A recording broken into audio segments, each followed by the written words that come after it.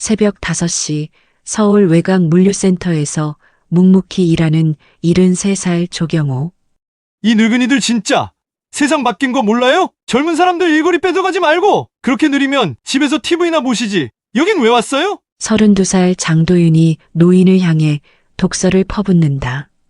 나이가 문제가 아니라 의지의 문제 같은데요. 경비나 하세요. 조경호는 별말 없이 박스를 옮긴다. 묵묵히 그리고 조용히.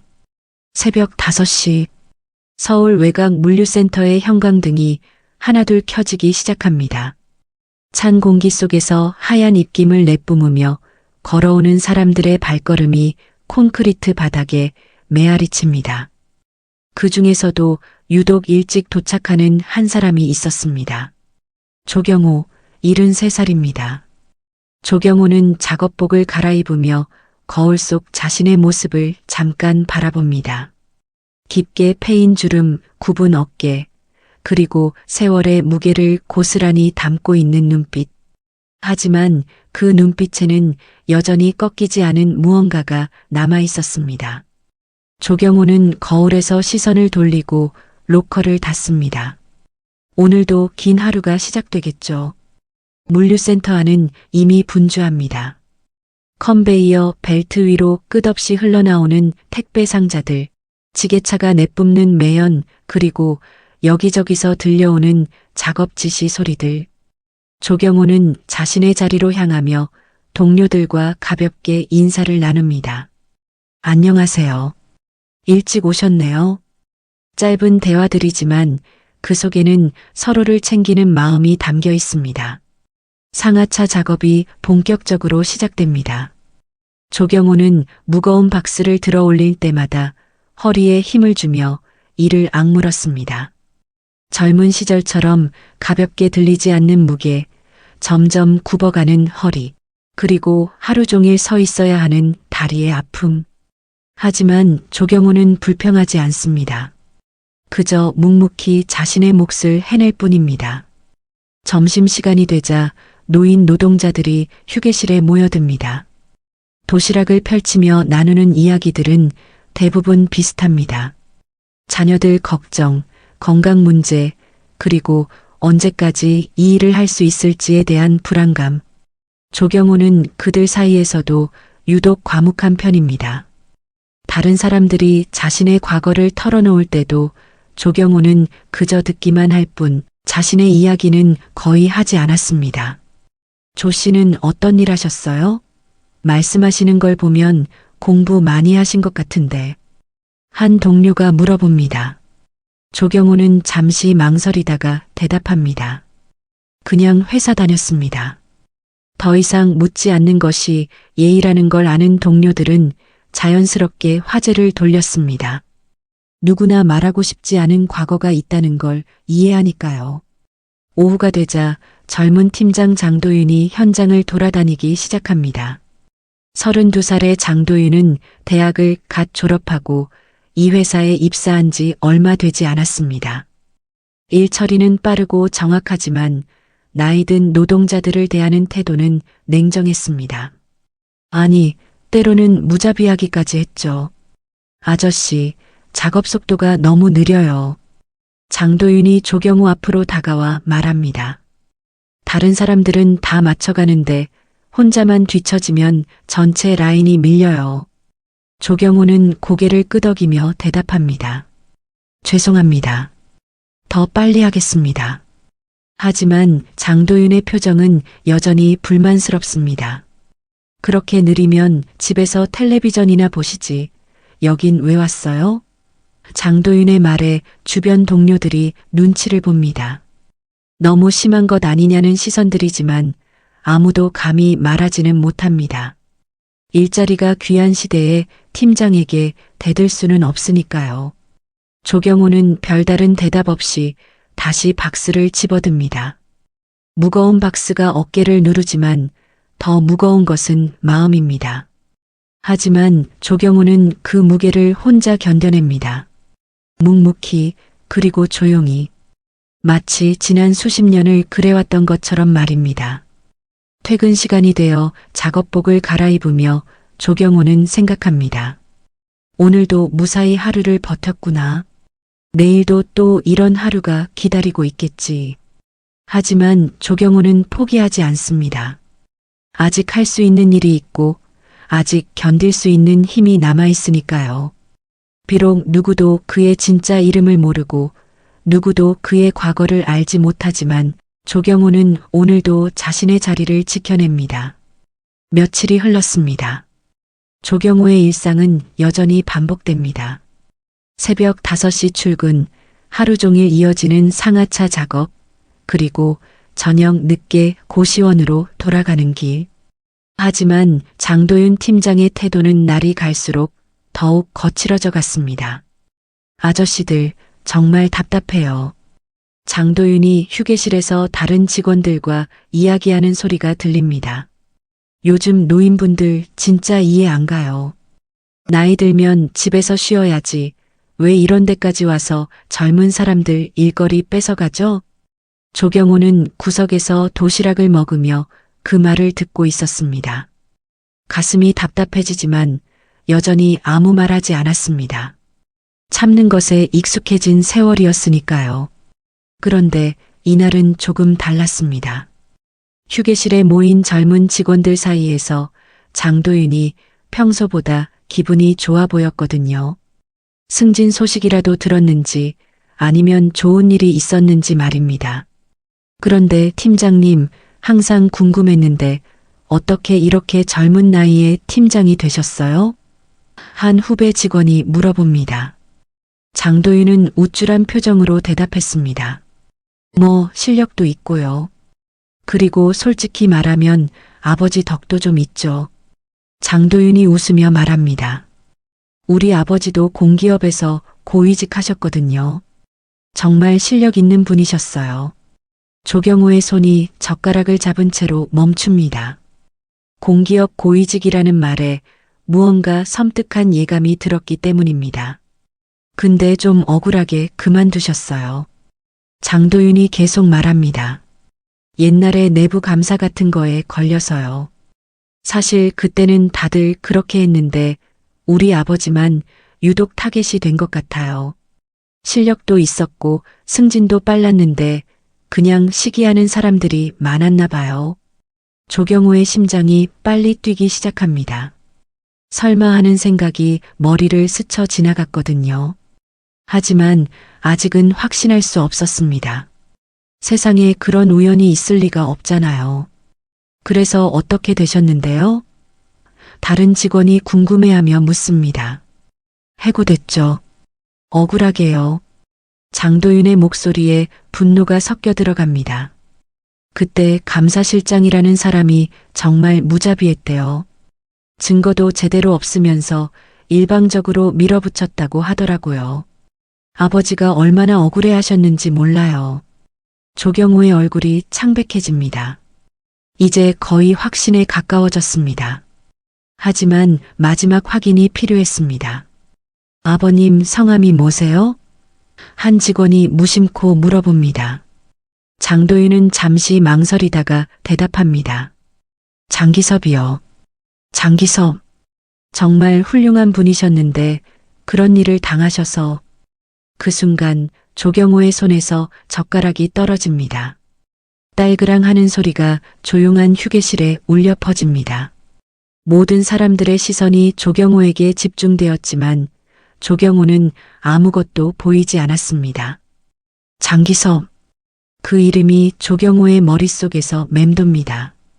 30년 전 자신이 감사실장으로 있을 때 직접 조사하고 해고 결정을 내린 그 사람의 이름이었습니다. 위장 취업의 예산 유용까지 명백한 부정행위였습니다. 당시 조경호는 공정하게 처리했다고 생각했습니다. 증거도 명확했고 절차도 올바르게 따랐었거든요. 하지만 지금 그 사람의 아들이 자신을 모욕하고 있었습니다. 아버지를 억울하게 해고시킨 감사실장을 원망하면서 정작 그 감사실장이 바로 자신 앞에 서 있다는 사실도 모른 채 말입니다. 아저씨, 괜찮으세요? 장도윤이 조경호를 바라보며 말합니다. 얼굴이 안 좋아 보이는데요. 조경호는 고개를 들어 장도윤을 바라봅니다. 그 젊은 얼굴에서 장기섭의 모습이 어른거립니다. 30년 전 자신 앞에서 억울함을 호소했던 그 사람의 모습과 닮은 구석이 있었거든요. 아, 네. 괜찮습니다. 조경호는 간신히 대답합니다. 목소리가 떨렸지만 다행히 다른 사람들은 눈치채지 못한 것 같습니다. 장도윤은 다시 자신의 이야기로 돌아갔습니다. 그래서 우리 아버지가 그 뒤로 정말 힘들게 사셨어요. 다른 일자리 구하기도 어려웠고요. 그때 그 감사실장만 없었다면 조경호는 더 이상 들을 수가 없었습니다. 자리에서 일어나 휴게실을 나왔습니다. 복도에서 벽에 기대어 서서 깊게 숨을 들이마셨습니다.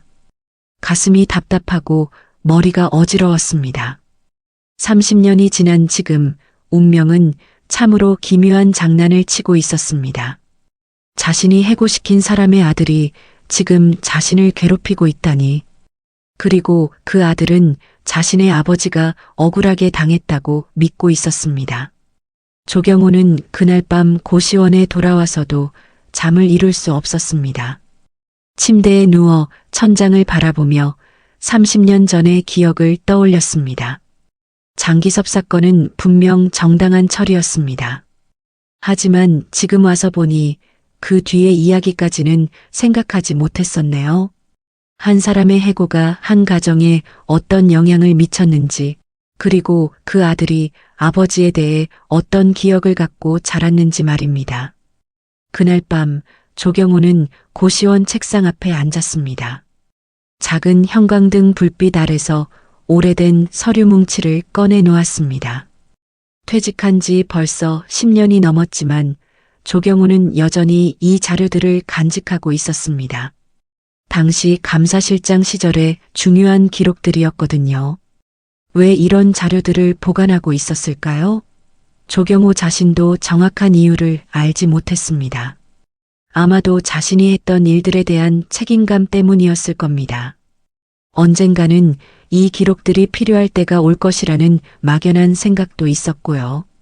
서류들을 하나씩 뒤져가며 조경호는 장기섭 관련 파일을 찾았습니다. 두꺼운 조사 보고서가 나왔습니다. 표지에는 인사비위 관련 조사 결과 보고서라고 적혀 있었고 그 아래에는 장기섭이라는 이름이 선명하게 보였습니다. 조경호는 천천히 보고서를 펼쳤습니다.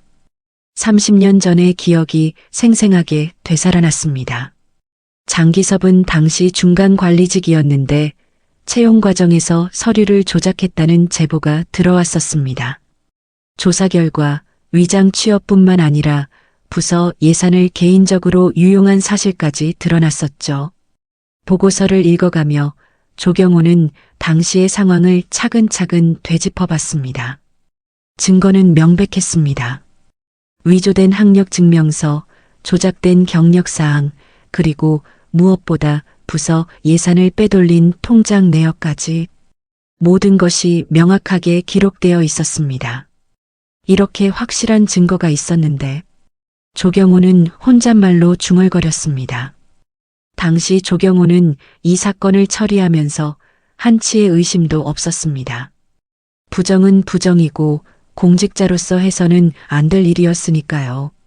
하지만 지금 와서 생각해보니 복잡한 심정이었습니다. 장기섭 본인은 분명 잘못을 저질렀습니다. 그런데 그 가족들은 어떨까요? 특히 어린 아들은 아버지가 왜 갑자기 직장을 잃게 되었는지 제대로 이해하지 못했을 겁니다. 조경호는 회의록도 찾아봤습니다. 당시 인사위원회에서 논의했던 내용들이 상세하게 기록되어 있었습니다. 위원들 대부분이 해고에 찬성했고 조경호도 감사실장으로서 명확한 입장을 밝혔었죠. 장기섭 씨의 경우 단순한 실수가 아닌 고의적이고 지속적인 부정행위로 판단됩니다. 공직자로서의 기본 윤리를 위반했으며 조직의 신뢰도에 심각한 타격을 줄 수 있습니다. 따라서 해고가 적절한 처분이라고 생각합니다. 당시 조경호가 했던 발언이 그대로 기록되어 있었습니다. 지금 읽어봐도 틀린 말은 아니었습니다. 하지만 왜 이렇게 마음이 무거울까요? 다음날 출근길, 조경호는 평소보다 더 일찍 회사에 도착했습니다. 아직 다른 동료들이 오기 전이었죠. 혼자서 작업 준비를 하며 생각에 잠겨 있는데 장도윤이 일찍 출근했습니다. 아, 아저씨 벌써 오셨네요. 장도윤이 말했습니다. 평소보다는 조금 부드러운 톤이었지만 여전히 거리감이 느껴졌습니다. 네, 일찍 왔습니다. 조경호가 대답했습니다. 장도윤을 바라보는 조경호의 시선이 예전과는 달랐습니다. 이제는 그저 까칠한 젊은 팀장이 아니라 억울함을 품고 자란 한 사람의 아들로 보였거든요. 작업이 시작되고 얼마 지나지 않아 장도윤의 태도는 다시 원래대로 돌아왔습니다. 아저씨, 어제보다 더 느린 것 같은데요? 이런 식으로 하시면 다른 분들한테 피해가 됩니다. 조경호는 묵묵히 고개를 끄덕였습니다. 하지만 마음속으로는 복잡한 감정이 일었습니다. 장도윤이 자신에게 보이는 무례함이 단순히 성격 때문만은 아닐 수도 있겠다는 생각이 들었거든요. 아버지에 대한 억울함이 나이 든 사람들에 대한 불신으로 이어진 것일지도 모르죠. 점심시간이 되자 조경호는 휴게실에서 멀리 떨어진 곳에서 혼자 도시락을 먹었습니다. 다른 동료들과 함께 있으면 장도윤의 이야기를 또 들을지 모르겠거든요. 하지만 피할 수는 없었습니다. 그런데 정말 신기한 게 우리 아버지를 해고시킨 그 감사실장 이름이 뭐였는지 기억나세요? 장도윤이 동료들에게 말하고 있었습니다. 조경호라는 사람이었어요. 정말 냉혹한 사람이었나 봐요. 조경호의 가슴이 철렁했습니다. 자신의 이름이 그렇게 기억되고 있다니. 그것도 원망스러운 기억으로 말입니다. 그 사람 지금 뭐 하고 있을까요? 한 동료가 궁금해했습니다. 글쎄요. 아마 편안하게 연금 받으며 살고 있지 않을까요? 그런 사람들은 다 그렇잖아요. 남의 인생은 망치고 자기는 떵떵거리며 사는 거죠. 장도윤의 목소리에는 분명한 적개심이 담겨 있었습니다. 조경호는 더 이상 듣고 있을 수가 없었습니다. 자리에서 일어나 밖으로 나갔습니다. 찬바람이 얼굴을 스쳤지만 가슴속은 더욱 답답했습니다. 그날 저녁 조경호는 다시 자료들을 들여다봤습니다. 이번에는 당시 언론 보도 자료도 찾아봤습니다.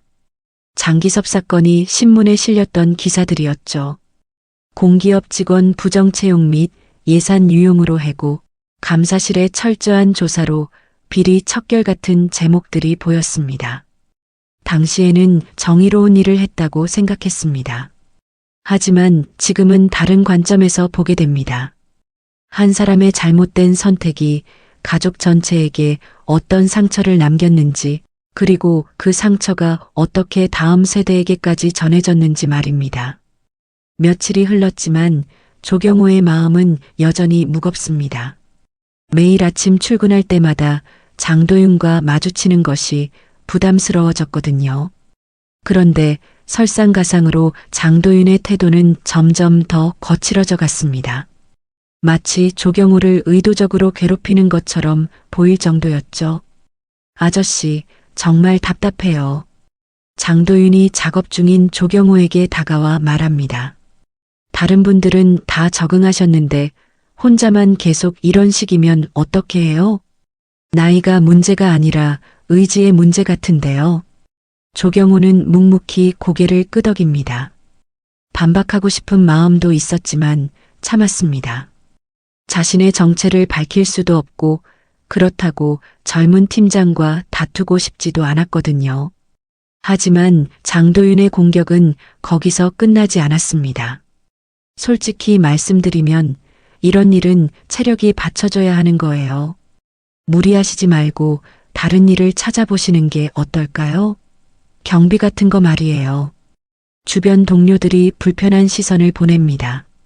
너무 심하다는 표정들이었지만 아무도 감히 나서지는 못했습니다. 장도윤이 팀장이고 모두가 일자리를 잃을까봐 두려워했으니까요. 그런 상황이 이어지던 어느 날 물류창고에 특별히 바쁜 날이 찾아왔습니다. 대형 할인마트 체인에서 대량 주문이 들어온 날이었거든요.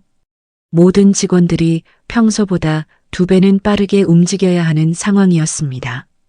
조경호도 최선을 다해 움직였습니다. 허리가 아프고 다리가 후들거렸지만 동료들에게 피해를 주고 싶지 않았거든요. 하지만 73살의 몸이 젊은 사람들을 따라잡기에는 한계가 있었습니다.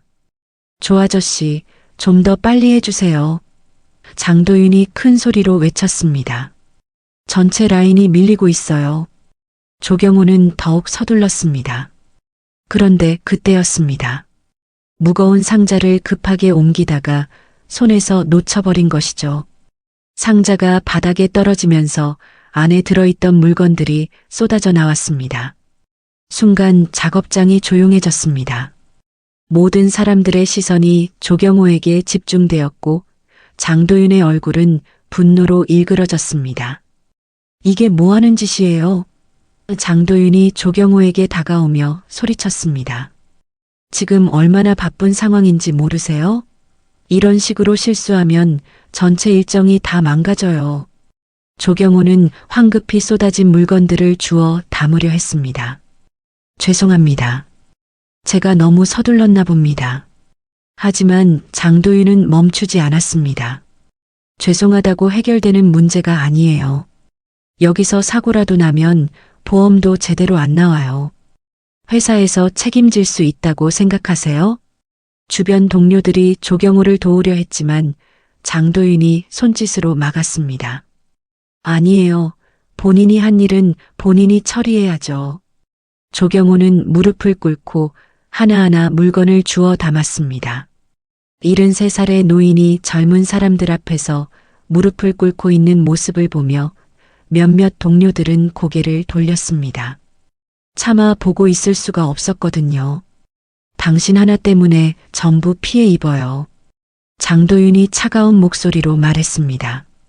솔직히 말해서 이런 일이 또 생기면 다른 분들한테도 문제가 될 수 있어요. 지금 당장 그만두시는 게 어떨까요? 그 말을 들은 순간 조경호의 마음속에서 무언가가 끊어졌습니다. 지금까지 참아왔던 모든 감정들이 한꺼번에 올라왔거든요. 모욕감, 분노, 그리고 깊은 슬픔까지. 조경호는 천천히 일어났습니다. 무릎에 묻은 먼지를 털어내고 장도윤을 똑바로 바라봤습니다. 그의 눈빛에는 지금까지 볼 수 없었던 무언가가 담겨 있었습니다. 그만두겠습니다. 조경호가 조용하지만 또렷하게 말했습니다. 장도윤은 의외라는 표정을 지었습니다. 평소 순한 양처럼 순종적이던 조경호가 이렇게 단호하게 나올 줄은 몰랐거든요. 그래요, 잘 생각하셨어요. 장도윤이 만족스러운 표정으로 말했습니다. 이 일도 아무나 하는 거 아니거든요. 젊고 건강한 사람들이 해야 하는 일이에요. 조경호는 더 이상 아무 말하지 않았습니다. 작업복을 벗고 로커로 향했습니다. 동료들이 안타까운 시선으로 바라봤지만 누구도 말리지 못했습니다. 이미 돌이킬 수 없는 상황이 되어버렸거든요. 로커에서 짐을 챙기며 조경호는 생각했습니다. 이렇게 끝나는 것이 맞을까요? 30년 전 자신이 내린 결정이 지금 이런 식으로 돌아오는 것일까요? 운명의 장난치고는 너무나 잔혹하다는 생각이 들었습니다. 그날 밤 고시원에 돌아온 조경호는 책상 앞에 앉았습니다. 그리고 오래된 서류들을 다시 꺼내 놓았습니다. 장기석 관련 자료들, 당시 회의록, 그리고 언론 보도 자료들까지. 조경호는 편지지를 꺼내 들었습니다. 그리고 천천히 펜을 들어 쓰기 시작했습니다. 저는 조경호 전 감사실장입니다. 잊힌 이야기를 전하고자 합니다. 편지를 쓰며 조경호는 결심했습니다. 이제는 진실을 말할 때가 된 것 같다고. 숨어서 모욕을 당하며 살 수는 없다고. 비록 그 진실이 어떤 결과를 가져올지 모르지만 더 이상 침묵할 수는 없다고 말입니다. 편지와 함께 조경호는 관련 서류들의 사본도 준비했습니다. 30년 전의 진실을 증명할 수 있는 모든 자료들을 말입니다. 이제 세상이 판단할 차례였습니다. 조경호가 편지를 보낸 지 사흘이 지났습니다.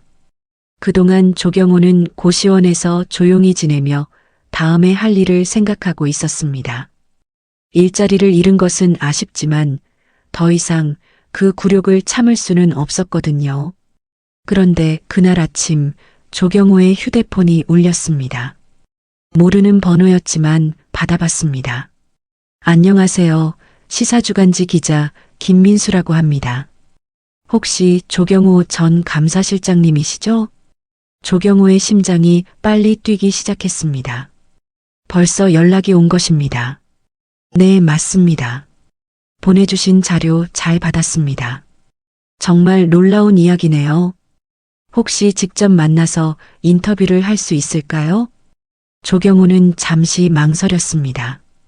이제 정말 돌이킬 수 없는 길로 접어드는 것 같았거든요. 하지만 이미 시작한 일이었습니다. 네, 좋습니다. 이틀 뒤 한 조용한 카페에서 조경호와 김민수 기자가 만났습니다. 김민수는 30대 중반의 젊은 기자였지만 사회부에서 오래 일한 베테랑이었습니다. 정말 믿기 어려운 이야기입니다. 김민수가 조경호가 가져온 자료들을 살펴보며 말했습니다. 30년 전에 부정을 저지른 사람의 아들이 지금 그 부정을 밝혀낸 감사관을 모르고 괴롭히고 있다니요. 조경호는 차분하게 당시 상황을 설명했습니다. 장기섭의 위장 취업과 예산 유용, 그리고 자신이 감사실장으로서 내린 결정들에 대해서 말입니다. 당시에는 명백한 부정이었습니다. 증거도 충분했고요. 조경호가 말했습니다. 하지만 그 뒤 그 가족들이 어떻게 살았는지는 생각하지 못했습니다. 김민수는 고개를 끄덕였습니다. 하지만 부정은 부정이잖아요. 그런데 지금 그 아들은 아버지가 억울하게 당했다고 믿고 있군요. 그게 가장 안타까운 부분입니다. 조경호의 목소리에 슬픔이 묻어났습니다. 아들은 진실을 모른 채 원망만 키워온 것 같습니다. 인터뷰는 2시간 넘게 이어졌습니다. 김민수는 모든 자료를 꼼꼼히 확인하고 당시 상황에 대해 자세히 물어봤습니다. 조경호도 기억나는 모든 것을 솔직하게 이야기했습니다. 기사가 나가면 큰 파장이 있을 것 같은데 괜찮으시겠어요? 김민수가 걱정스럽게 물어봤습니다. 조경호는 잠시 생각하다가 대답했습니다. 이미 각오했습니다. 더 이상 숨어 살 수는 없습니다. 그로부터 이틀 뒤인 목요일 오전 포털 사이트 메인 화면에 하나의 기사가 올라왔습니다. 30년 전 공기업 감사실장 비리 해고자의 아들로부터 모욕받아. 기사는 순식간에 화제가 되었습니다. 조경호의 이야기가 상세하게 소개되었고 당시 장기섭을 해고했던 공식 기록들도 함께 공개되었습니다. 회의록, 조사보고서, 그리고 당시 언론 보도까지 모든 증거 자료가 첨부되어 있었습니다. 기사를 읽은 사람들의 반응은 폭발적이었습니다. 댓글창에는 수백 개의 댓글이 달리기 시작했습니다. 이게 실화냐? 진짜 영화 같은 이야기다. 노인의 품격이 대단하다. 저런 모욕을 당하고도 참았다니. 아들은 아버지가 뭘 했는지도 모르고 저런 식으로 행동했구나. 이런 게 진짜 인과응보 아닌가. 하지만 모든 반응이 긍정적인 것은 아니었습니다. 그래도 30년 전 일을 지금 와서 들춰내는 게 맞나? 죽은 사람은 변명도 못하는데 너무한 것 아닌가. 복수심으로 하는 행동 같아 보인다. 댓글들이 늘어날수록 찬반 양론이 뚜렷하게 갈렸습니다. 하지만 대부분의 사람들은 조경호의 편을 들었습니다. 특히 노인 노동자에 대한 젊은 세대의 무례함을 비판하는 목소리가 높았습니다. 물류센터에서도 소동이 일어났습니다. 직원들이 휴대폰으로 기사를 보며 웅성거렸거든요. 이거 우리 회사 얘기 아니야? 장도윤 팀장 말하는 것 같은데? 그럼 그 조 아저씨가 진짜 감사실장 출신이었다고? 장도윤도 기사를 봤습니다. 처음에는 믿을 수 없다는 표정이었습니다.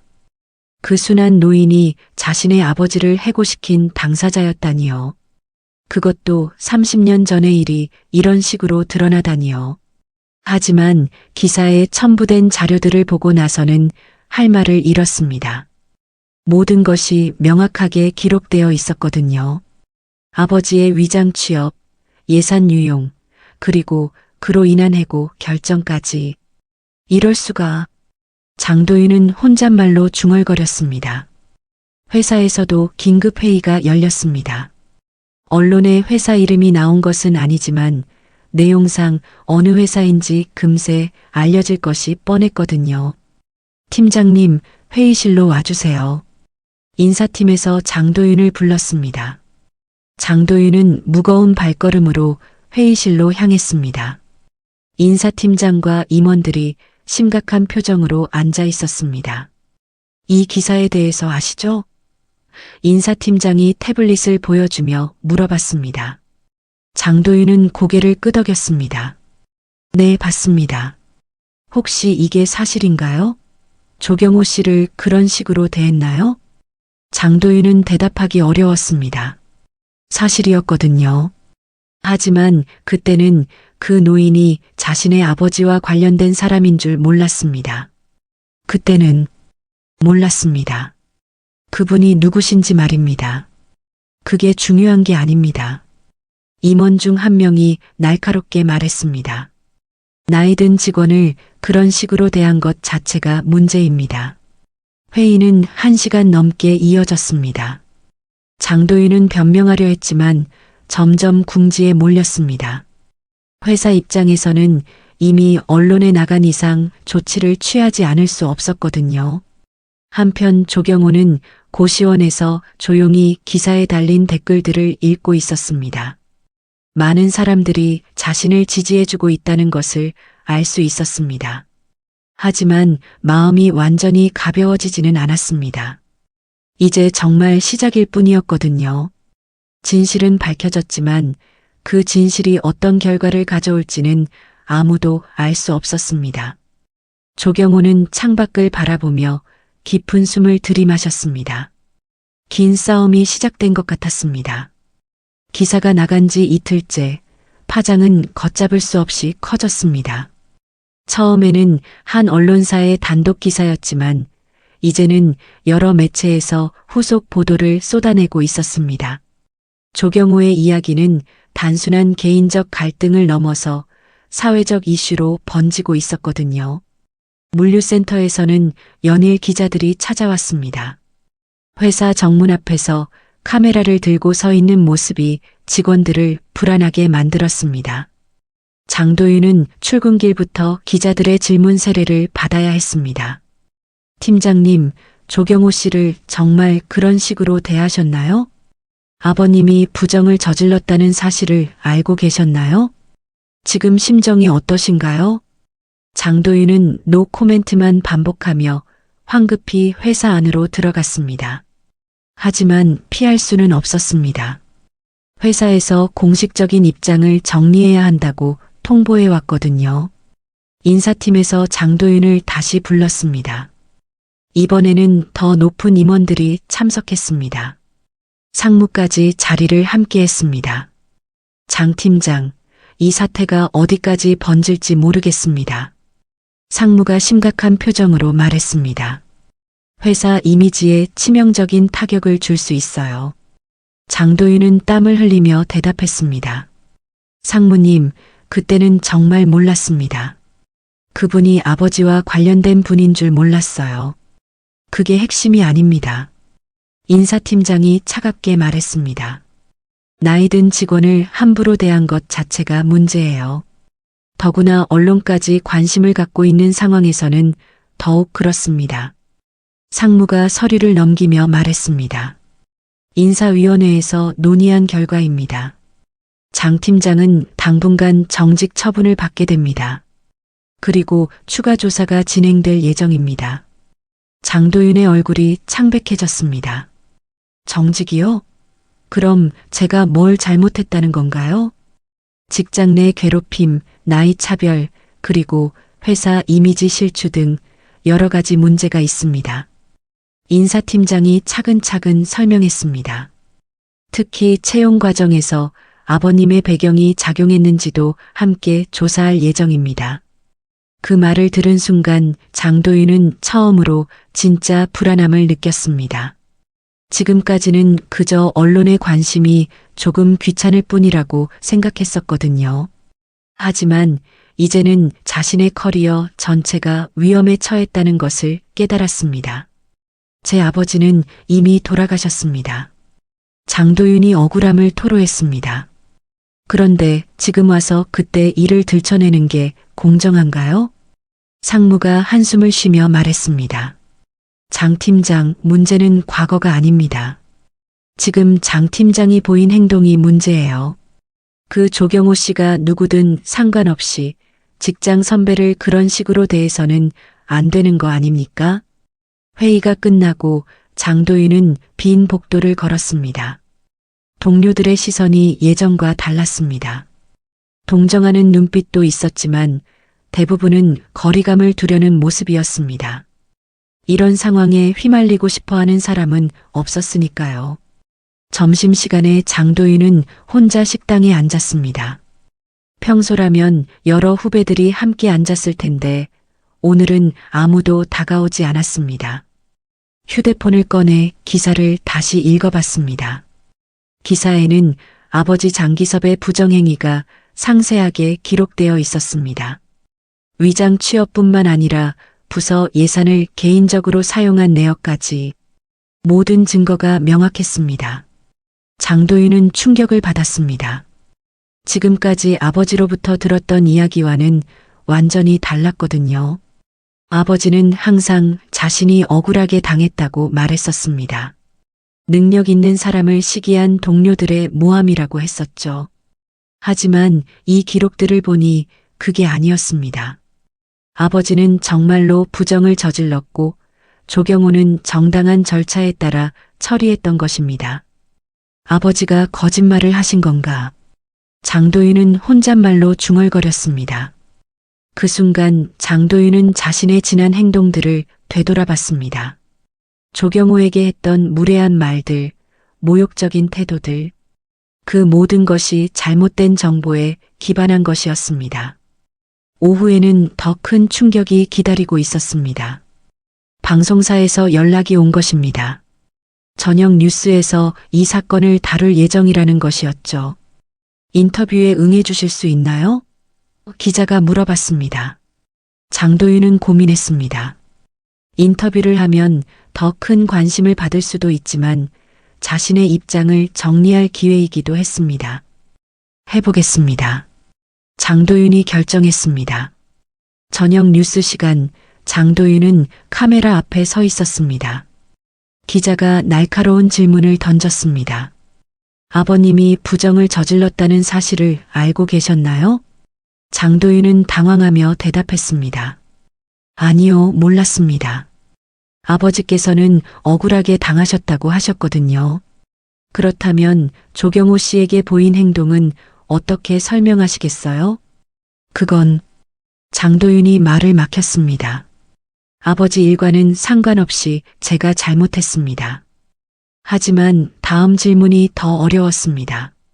아버님의 과거가 정당하지 않았다면 그 과거를 바탕으로 쌓은 현재의 지위는 어떻게 생각하시나요? 장도윤은 할 말을 잃었습니다. 자신이 지금까지 당연하게 여겼던 모든 것들이 흔들리는 순간이었거든요. 그 시절에는 다들 그렇게 했다고 들었는데 장도윤이 어렵게 말을 꺼냈습니다.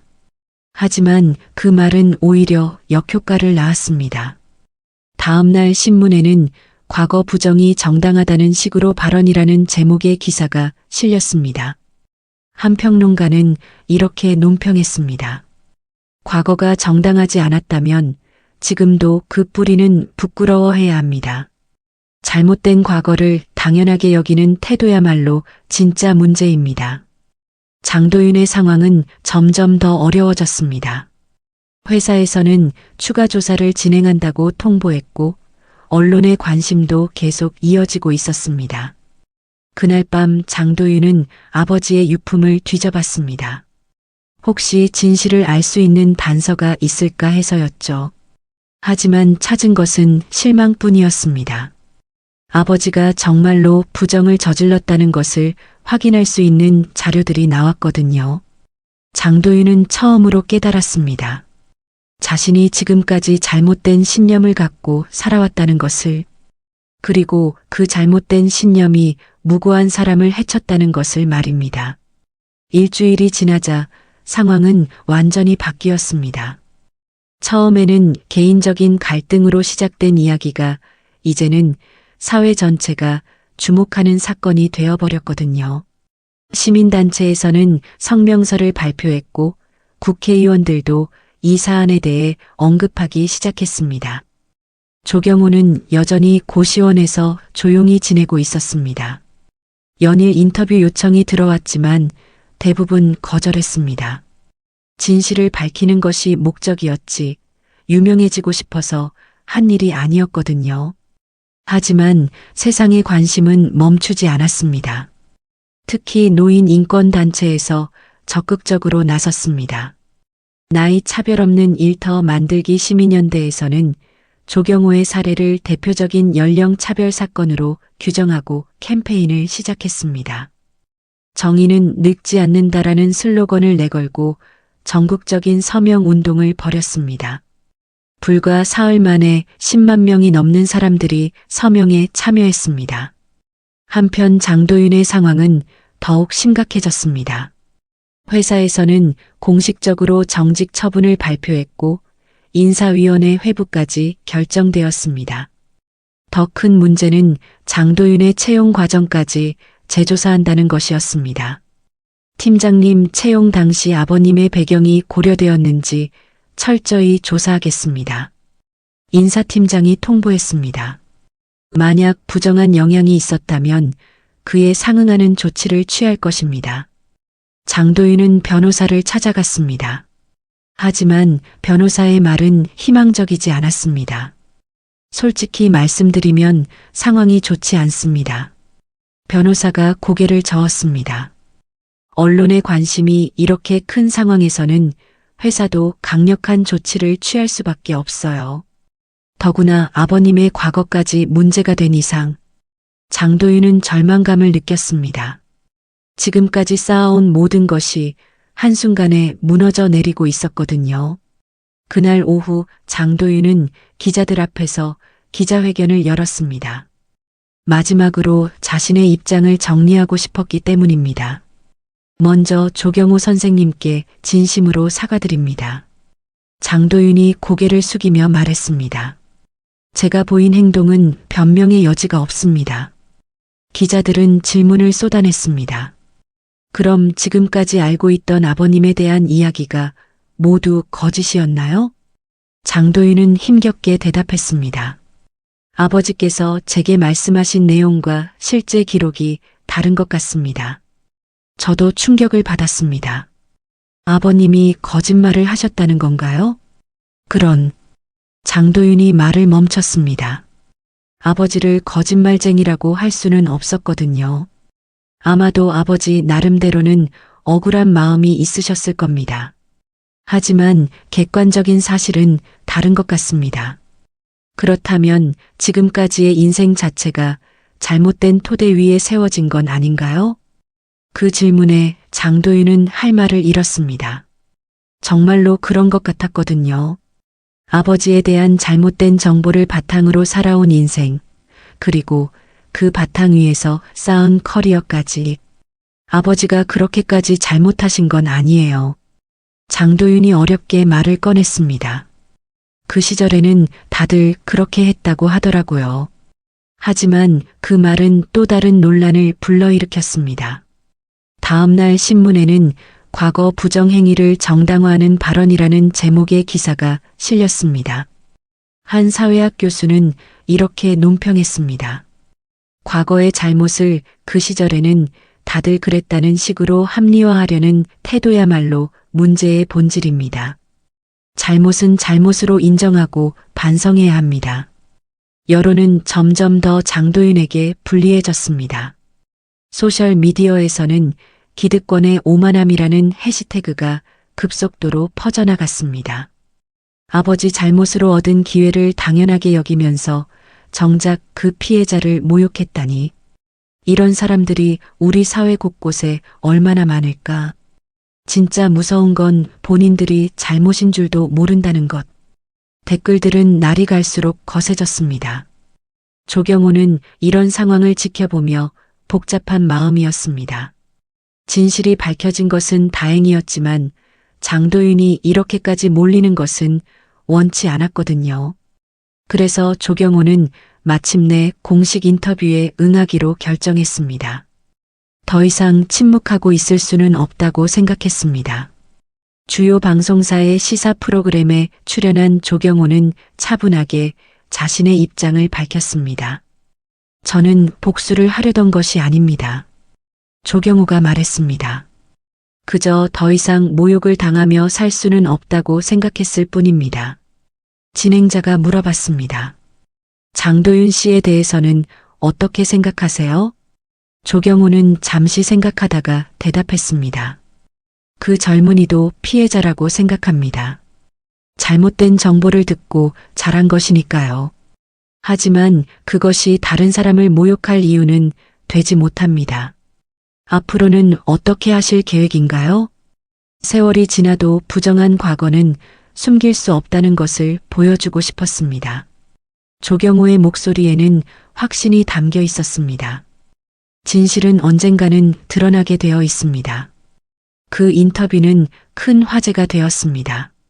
조경호의 품격 있는 태도에 많은 사람들이 감동했습니다. 특히 진실은 언젠가는 드러나게 되어 있다는 말은 많은 사람들에게 깊은 인상을 남겼습니다. 반면 장도윤은 점점 더 고립되어 갔습니다. 회사에서는 결국 징계위원회를 열기로 결정했고 언론의 관심도 계속 이어지고 있었습니다. 그날 밤 장도윤은 아버지의 사진을 바라보며 생각했습니다. 정말로 아버지는 무엇을 생각하며 그런 거짓말을 했을까요? 아들에게 부끄러운 모습을 보이고 싶지 않았던 걸까요? 아니면 정말로 억울하다고 믿고 계셨던 걸까요? 하지만 이제는 알 수 없는 일이었습니다.